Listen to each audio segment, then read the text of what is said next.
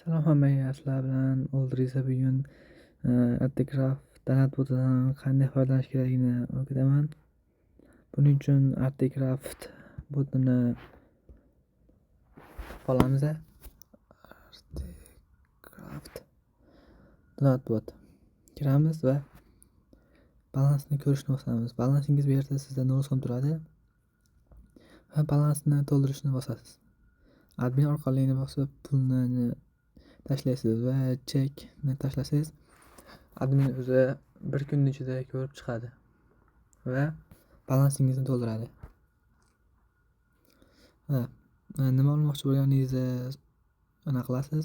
SMP yoki anarxiya. Anarxiyani bosamiz, chunki anarxiya o'ynaymiz.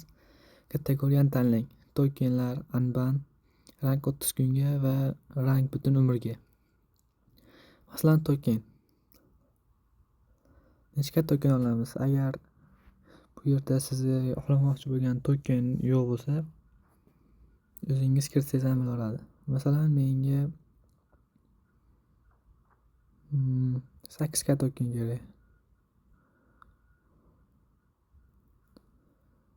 Yo'q, kirsa bo'lmaydi-ku. 10 ta deylik. Ikkingizni kiriting. Oldriza MC. Tasdiqlash. Token muvaffaqiyatli amalga oshirildi. Va sizlar Minecraftga kirib, anarxiyani bosganlardan keyin qarasanglar anarxiya o'chib bo'ladi. Chunki videolar ekkanimda anarxiya o'chib ekan.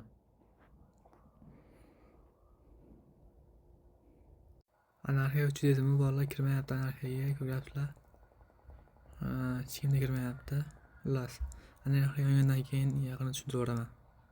Mana ko'rganlaridek hisobimda 10 ta token bor. Endi bu tokenni ishlatamiz.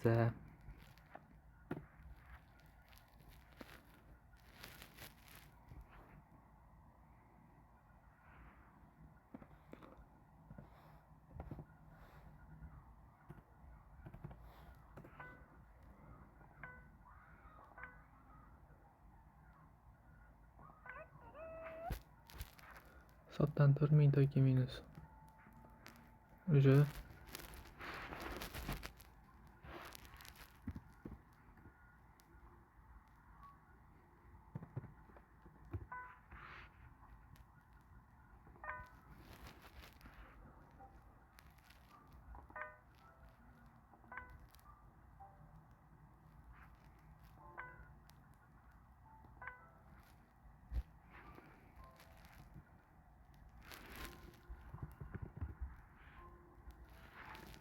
turganlardek mana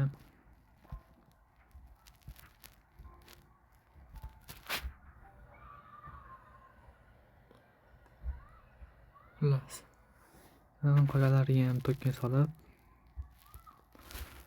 sizlarga ko'rsataman.